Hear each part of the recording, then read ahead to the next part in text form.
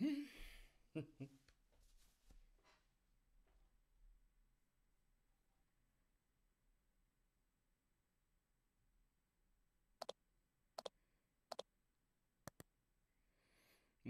back to 2019's Milky Way Wednesday. Hey guys, let me get my mic a little closer to me. I'm sitting a little far away from it. Battling the demons of YouTube has been a nightmare the last couple days. What you guys don't know is that I'm working on another project that's helping out, with Photog Adventures full time. It's a lot of fun. I love doing Photog Adventures and it's my passion project. And so I'm working right now on other projects that are going to help me do more on Photog Adventures. And one of them is including a YouTube live that I do every day about entrepreneur stuff, help people understand what I'm working on, problems and areas that are cool and things that they could consider for projects that they can do, or maybe even areas that I have figured out, emails or figured out this, I can teach them. So I've been doing those lives for the last couple days and they've been breaking. And so here we are right now with 10 of you on. The streaming has been nuts lately. But as you saw in the beginning, I have this now. I've been doing some work on making these YouTube videos even better. And so I got that, plus I have this that I am really going to love. Your guys' chat right here, or here. I got to figure out where everything is. My lips look really pink in this light. So multiple projects that I need to do better. Flowing mics further across the screen. Like I'm over here so I can fit in this window and I'm far away from the mic. Or better lights that I can work on. So Milky Way Wednesday has a new format that's under 30 minutes or 30 minutes at the most. I've been going crazy long. I've loved it, but hey, Jonathan Whitaker has joined us from Alabama and Lonnie is here. And I gotta say, Jerry Thompson's making me laugh at the beginning of this. When I was fighting with things and I couldn't get things to work, this opportunity to iPad connection right here was fighting me. And I said, I was trying to fight it. And he goes, you can beat it. I have faith in you. That's what that message is up there from Jerry Thompson. So welcome in, guys, on a Milky Way Wednesday. We are starting late, so we're going until 7:45, not just 7:30. Kathy Hennehan says, hello, everybody. Happy New Year. Ad says hello. Hey, guys, welcome in. We're going to go into this format that's going to be more of a TV show, more of a quick pace, 30 minutes, but right now I'm still talking about the behind the scenes stuff. So once everything is flowing perfectly and I have the mics where I need them and changes where I want them, things will flow awesome. So welcome in to today's episode.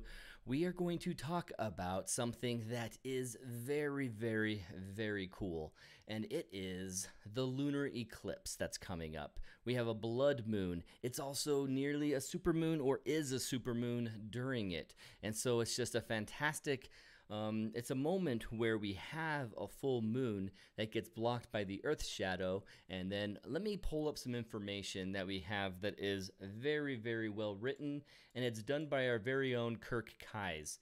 Kirk Keyes is here in the audience right now. And I'm going to put it right over the iPad so you guys can see the content that he has created. And I'm pulling it up as we speak. And so you guys get settled in. Annie Halo from Melbourne, Australia. I've been thinking today, if I could get a winter home that I rent every winter to get away from the ridiculous cold that's here and go and have a summer year round, do I want an Australian home or do I want a New Zealand home? I've been actually trying to decide where I'm going to go, and it's not that I can afford even an Airbnb there right now. It's just a 10, 20 years in the future kind of thing, because I hate winter, and every winter I realize how much I hate it. So let me just pull up the information that's coming in from Kirk. As I'm doing two things at once, I'm slower, but it's good. Looks like the signal of our YouTube is starting to work out. That's nice. So let me click on this and load up Kirk's information. Yes. Welcome in, guys. I'm so glad to see 25. We're all back for 2019. Well, everyone's making messages pop up right here, and it's awesome to see that you guys have this now. I found a way to do this from another YouTube video, and I was so stoked. I was like, that's going to be fun for Milky Way Wednesday, because often the chat just goes right by me, and I can't tell exactly what's happening, and I'm looking at your chat instead of looking at your camera because I'm distracted by it. So let's just stop looking at that chat. Let's get ourselves set up for the screen. Hey Merrill, hey Mo, Arkansas and Alabama represented. So here are the details from a blog that Kirk has written, and it's an astro landscape photography notes for January 2019, and he specifically features this total lunar eclipse. And so we're going to go through some of the notes on here. I'm going to share this link, and we're going to talk about how you guys can set up your shot right here with photo pills. And so I'm going to show you guys that stuff. With the timing of only a 30-minute episode, I'm going to be hastier, quicker, and I'm going to pop in an ad in the middle of there. And sorry, but I'm going to try some ads. It's not ads from YouTube, it's just ads for Photog Adventures. We'll see how it goes. You guys have seen this ad before, so during that minute of this ad, grab a drink and then come right back. Thanks for the good approval mark, Jordan Yacht, saying that you like the new look. Awesome. I'm loving it too. You told me not to use OBS anymore, and then I figured out all these cool ways of using OBS, and now I'm using OBS, but whatever. So we're talking about that total lunar and this total lunar eclipse that's happening. What are you going to have to deal with? I think maybe in photo pills, it's going to show it even better, because it's going to have a graphic that explains these things that are all right there. A quick summary of it, though, for those of you in Australia and in areas outside of North and South America and off to the right and left of it, you're going to see a partial in Europe, and then nothing, most likely zero, zilch in Australia. Yeah, exactly, Jordan. Use what works. So if you're going to be out in this area, let me pull it up on time and date because I want to see the map so you guys can see what's going on. This is the eclipse map, and anywhere you're seeing pink is where you're going to see a full eclipse. You're going to see that graphic again here on Photo Pills on the iPad. So you can see Australia, India, China, Mongolia, all of Southeast Asia. You guys, maybe New Zealand, Auckland. I think Auckland's on that island. Man, I'm not remembering exactly if Auckland's there or there, but I think Auckland's up at the top. Or is it Wellington at the top and Auckland's down here? Forgive me, New Zealand. Forgive me for being wrong there. But this is going to cover you slightly with a very partial. And what it says in here in the guide is only partial and penumbral visible. So if you're in Canada, Alaska, Mexico, United States, and all of Southern America, you're going to enjoy a blood moon, an awesome red total lunar eclipse. And so when you're looking at this map and seeing what areas you need to be, if you're in this red area and you're thinking, okay, what time do I need to be there? How do I know? What is this timing? Photo Pills has you covered. Oh yeah, I hear you, Mo. Having clear skies in Alabama to make this possible is absolutely necessary. So let's go to my iPad. And you guys go to your iPads, go to your iPhones, you go to your Photo Pills app and open up the main page and choose the planner pill. Going into Planner is going to allow us to pull up their awesome feature of doing an eclipse. And so you scroll down here on the right, or you're going to go across the top of your phone, and you're going to go down to where it says eclipse loaded or possibly no eclipse loaded like mine. You tap on the button. Well, where do I tap? You don't just tap here. You want to tap this square. And once you do, it's going to pull up all the eclipses that you have as an option. And they have sun, moon, sun, moon, sun, moon. Total eclipses, partial eclipses, penumbral, annular solar eclipse. An annular solar eclipse is really cool, where the moon is fully in front of the sun, and we're seeing the moon block some of the sun, but the way that it goes is it's not lined up like, here's the camera, not lined up like this. It's lined up in a way that I can't show it, but the moon basically gets closer to the sun in a sense that the sun is bigger. And so the moon is closer, I shouldn't say closer to the sun, it's closer to us, and so then it becomes a smaller. So you know, I'm wrong again. It is closer to the sun, and so it ends up being smaller than the full disk of the sun, and you end up seeing lots of the sun on the outside of a full solar eclipse. Poor way of describing that, but that's what it is. So I'm going to choose the moon, and you can see right here, it goes the 18th, 131, 712, 727, well, 12019. That's the one I'm looking for, and that's the one you should pick. And this is going to give you on the planner everything you just saw in that map. how the penumbral, the umbral, and all of the full eclipse inside this area, you can see it says eclipse visible. That is the area that the eclipse is visible, and it has a GE. What is the GE standing for? The greatest eclipse point. So if you're in the greatest eclipse point, you can see it. Weather's not looking so good for Tuscaloosa, Alabama at the moment. Hopefully it'll improve before then. Yeah, exactly. I mean, how much time do we really have? I'm going to look at my phone. It's January 9th, and so you can't tell exactly what's going to happen in 3 weeks, almost less than 3 weeks. And so, well, I should say even only 2 weeks. So in 2 weeks, 2 Sundays from now, you will spend Sunday to Monday morning watching the eclipse. And so this situation, 2 weeks in advance, you can't guess the weather, so optimism is definitely allowed to be full and vibrant. So you can see this one line. That line is just from where my planner pill is. So if I move it, that white line is going with it. So if we don't see any of this, like say I go up to, I want to turn off my Milky Way, not have any distractions of that, and let's turn off all the sun and moon.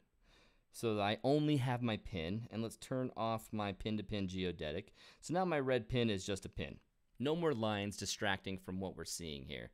Well, I know I'm in the area. I want to go to some location that I like. I'm going to load up a pin that I've saved before, a point of interest, and go down to the trestle. I could see that being cool. A big abandoned train trestle with the moon next to it. I wonder if that will work. So I am going to turn back on my lines, and I'm going to forget about the Milky Way for now. But let's see. Let's zoom in and check out the eclipse. So the way that the eclipse icon works is we have this button down here. Can you see it? This guy.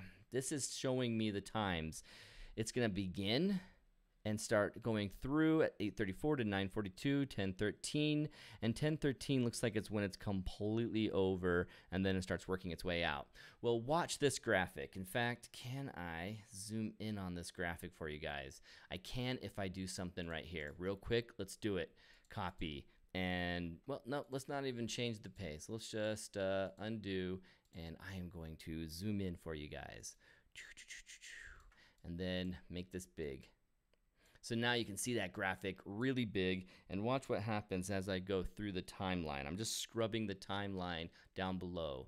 If you can't see exactly what I'm doing, it's because it's blocked, but the timeline down below, this guy, come on, turn it all the way around. This guy, I'm moving this back and forth to change the time, and that's what's happening here. That's what's making that red circle go over like that. So, scrubbing that on your iPhone and iPad, you're going to be able to see that transition of how the full eclipse occurs with just a bare, like, wow, from this location on the United States, it's not the greatest eclipse point because it's not the dead center bullseye of this shadow, the shadow of the Earth on the moon, as the Earth's shadow crosses over the moon and creates this lunar eclipse. So with this look, I'm going to say, what if I just tapped? If I tap right and left on the other sides of these, in fact, now that you've seen the graphic, let's make it big again. I had a question from Rob saying this wasn't supposed to go live until 8. Now, I swear I changed it early enough, but maybe Rob saw it. Lately, YouTube is defaulting to Pacific time, and because they're defaulting to a Pacific time, I'm giving you guys a 7 p.m. Mountain time, and it's actually in Pacific, and so with that being in Pacific, Rob thought it started at 8 our time instead of Pacific time, so it would be 7 o'clock Pacific time there if it's 8 our time. So sorry about that, Rob. Sorry, man. I did fix it pretty quickly, but I guess you saw it so fast, you had no idea that you had it. So Dark Rose says, hello, what is so weird? This is so weird. So hey, Dark Rose, not sure what you're up to. If you mean any of the things you're saying, we can solve it with Kirk and Rob Ryan. Otherwise, Kirk and Rob Ryan can give you the band hammer. Hey, Dean Vincent, sorry I threw you off, man. Luckily, I started late, so you guys haven't missed too much. So inside here, scrubbing around, I can see some times. Well, I want to jump to major moments inside this as it's showing down here, major moments of begin, entrance, best moment, and then exit. And so let's go back out. I'm going to skip through the timeline of the twilight periods beginning, and then it's going to go until the next major event, which with this turned on, with this active, it's going to treat this as the next major event. So 12:46 a.m. Well, okay, let's change the time to right now. And with the eclipse happening on the 20th, let's make this jump to it. When I tap on this square, it jumps to the right time. So it's 7:37 now. I was switching around the time, messing with things, so that's why it was kind of crazy. It's 7:37 now on the exact day of January 20th, 2019, that Sunday night. Now I can jump back and forth. And just tapping it will go through the sections. I don't have to necessarily touch to the left and right of the timeline to jump, but it is jumping for me to these moments of, I guess it isn't. Sorry, Photopills, I gave you credit for something you're not doing. You're only jumping through the astronomical twilight end and begin if I tap on the twilight, if I tap on that timeline down there. So just use the button. Just use the button. Here's when it begins, 7:37. And it goes through the signal of getting to the most bullseye. It's beginning to enter that. It's inside it at 9:42 p.m. So my moon is going to be fully red at 9:42 p.m. Well, what does this look like as it's entering and becoming? It's different. Some eclipses, it's a little bit different than it is here. I had an eclipse in 2016 that I'm going to pop up some pictures. Where did I save them? I believe I saved them for you guys right. It might just be in my downloads. So if it's in my downloads, let me make sure it's there before I pull up the screen. Maybe answer some of the questions popping up. I didn't get any notification to this until 30 seconds ago. All right, Dodge Shadow Chick, Mary Beth, you didn't get a notification? That's crazy. I'm sorry. If YouTube does that as well as darn Facebook. And so that's why we created the Alert Squad. If you don't know about it, I'm going to put a link down below. It is a Alert Squad for live. It's not what I'm going to use to say, hey, I got some open workshops. Hey, I got some courses. I have other email lists for that. This email list is going to be only to get you to a live. So you'll only get notified in advance of a live a day before, the morning of, and about 30 minutes before. So today I did it for the first time, and it was 30 minutes before that I got a notification out. Next time, you're going to get a notification that, hey, tomorrow we have a live, blah, blah, it's Thursday. Then you're going to see the morning of. Remember, today we have a Thursday gear time at 1 p.m. Mountain Time. Then at 12:30 p.m. Mountain Time, you get a notification from us again that says, hey, we're going live in 30 minutes. See you there. Here's the link to the video. And we'll have the link to the Facebook page or a link to a specific video on YouTube. So if you guys are missing it and you can't see some things, you're going to be able to follow it that way. Now, Rob Bryan's saying Aaron messed some stuff up.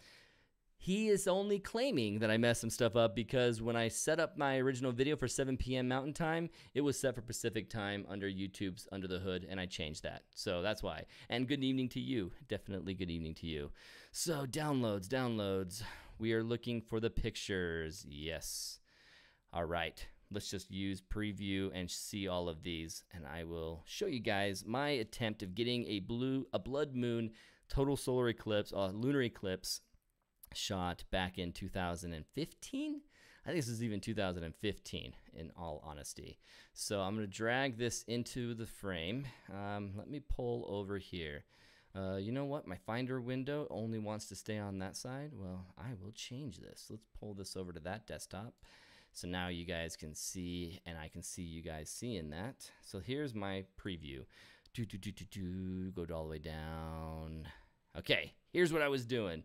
Camera attached to the back of a telescope. As soon as the moon came over the horizon and under some clouds, I started capturing some shots. And here's what it looked like from behind the camera, but here's what it looked like through the camera.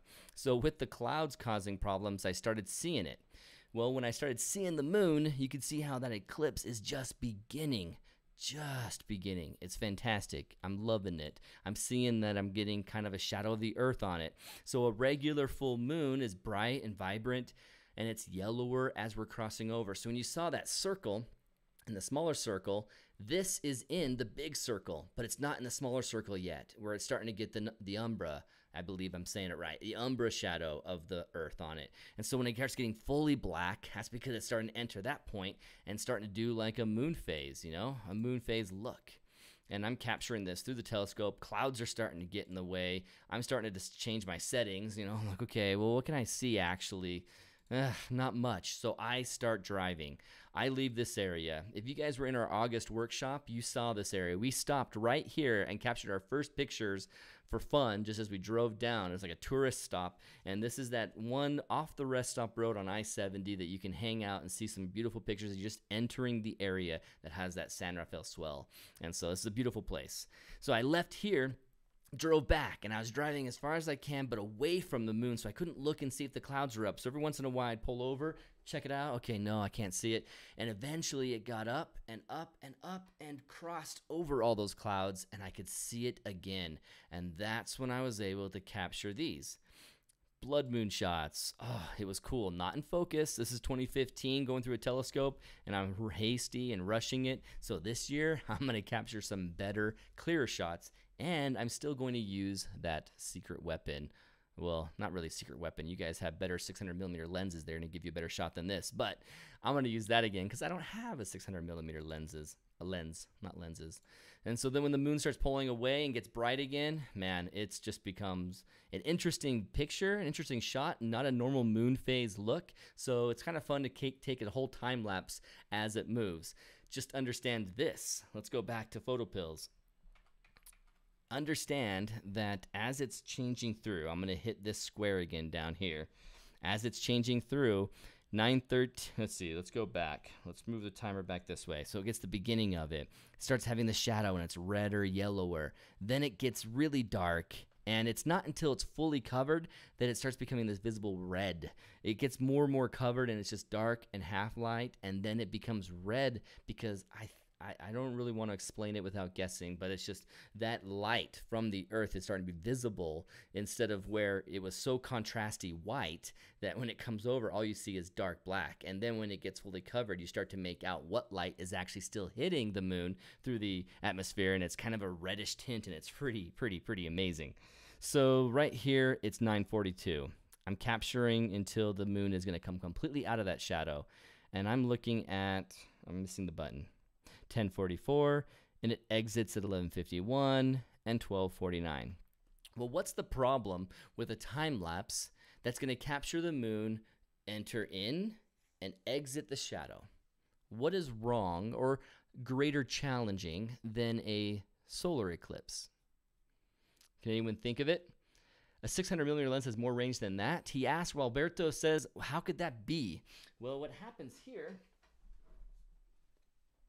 on this telescope is this guy, this Nextar 6SE, has basically the apparent, it has an aperture rating. It also has a millimeter rating, and the millimeter rating and focal length rating is based on the mirrors and how they're worked in here, and most of the zoom happens here with the eyepiece. And so my camera is attached to this, and my camera is attached up to this guy. It has a basic setting of just tube. Whatever the tube has to offer is my zoom. I think it ends up being about a 600mm or a 500mm. So when it comes to reach, Walberto, it isn't exactly having much of a different reach if I'm correct, and this is a 600mm view. What happens is that the focal clarity that comes through your lens is better than what I'm going to get through these mirrors, because I am at the mercy of the mirrors being in high quality cleanliness and calibration and all of that nonsense. So he's saying right there, heck of a lot sharper. Exactly. So Rob summarized it very quickly. Nice. So, hey, welcome in, Kirk. Welcome home. Glad you made it safe on your drive. So did anyone think about the answer? I gave you some time. No one wrote it up as to why. Yeah, 6-inch f10, Kirk says. I don't know if he's answering my telescope or something else. I'll just let him go. But if no one's answered it, watch what happens as I go through these again. So if I double tap, it goes backwards to the previous stage. Let's go double tap, double tap. Okay, come on, 737.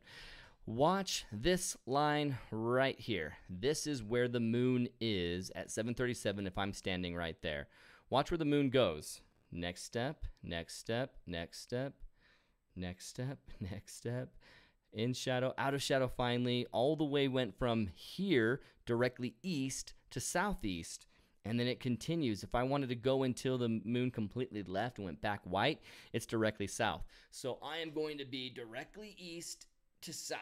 Can you imagine the time-lapse difficulty of keeping that in frame without star tracking it, basically? It's just getting a full moon phase shot. You have to track it going across a huge quadrant of the sky. And so that's a challenge. That's where it gets difficult. But the cool thing is you're basically taking an image of a moon way up close. And so if you do change scenes, do you know that I've changed scenes? So as long as you can get your shot, move your camera, take another shot, move your camera, take a shot, you can do those really cool time-lapse blends in one single frame where you can see all the different moments of the lunar eclipse, and I recommend doing that.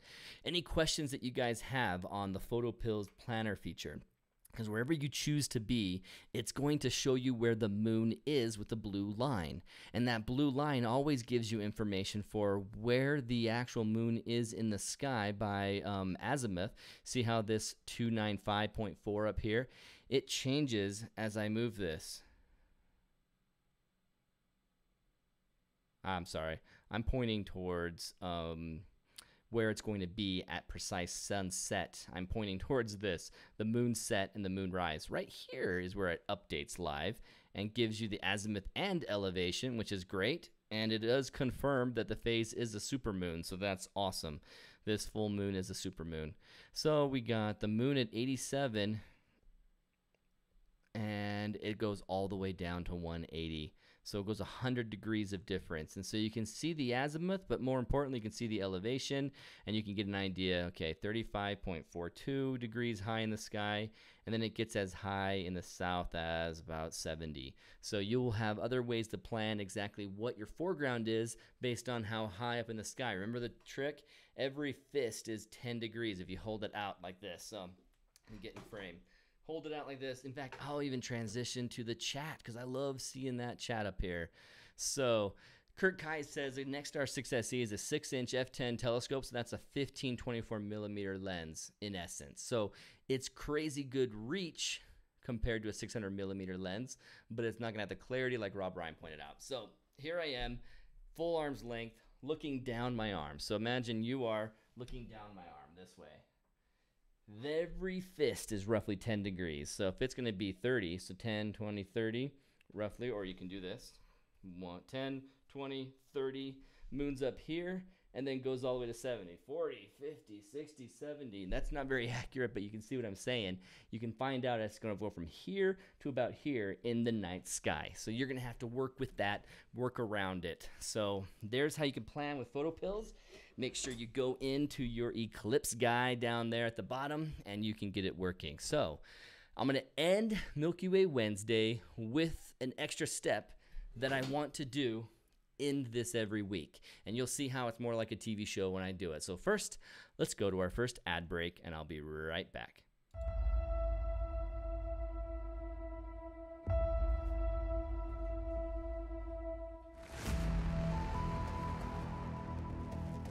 This has been an awesome trip. Wonderful bunch of guys. Very positive. I thought everything was, pretty close to perfect. Aaron and Brendan are really approachable. You ask any question any number of times, they're really helpful to you. It was really great having you guys with your knowledge of the location beforehand. Oh, I would definitely say come. They're so down to earth. These are a great group of guys to go out with.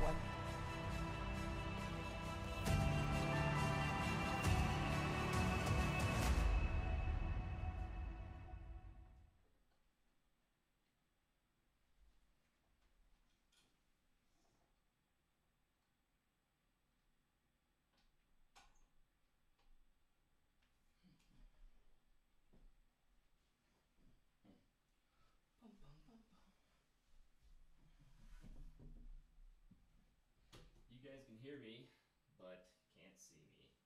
Let's move over to the main ticker. So now I am over here with the camera. Looks like I can see that you guys can see me, you guys can hear me, and I want to talk about this gear. So let's pull this over. Feature this a little bit better. Try not to roll my telescope off the table. And right here, I'm going to show you guys quickly, if you have a telescope option or someone around, what you need. And you have 14 days about to get it. It's a T adapter by Celestron that I have to adapt my eyepiece connection to a camera connection. So let me show you guys how that works. Let's see if any questions are popping up. I probably can't see them, guys, so Kirk, Dean, and Rob, you guys will have to answer any questions that come up as I'm over here. I'm sure that sounds really awesome. So as you can see what I mean, you're connecting right into the telescope. You're seeing, you can't really tell without any light. There you go. There's a hole right there. They're just going straight in and seeing what the telescope sees. And you're going to connect your camera right up to against that. So first, I'm going to connect this to my camera lens. So the face of my camera body is going to connect right here. This has been created for a Canon. I also had one for a Nikon. Any of you steely-eyed veterans of Nikon probably recognized that I had a Nikon in that image from 2015. That was back when I had to borrow a camera. Let's see.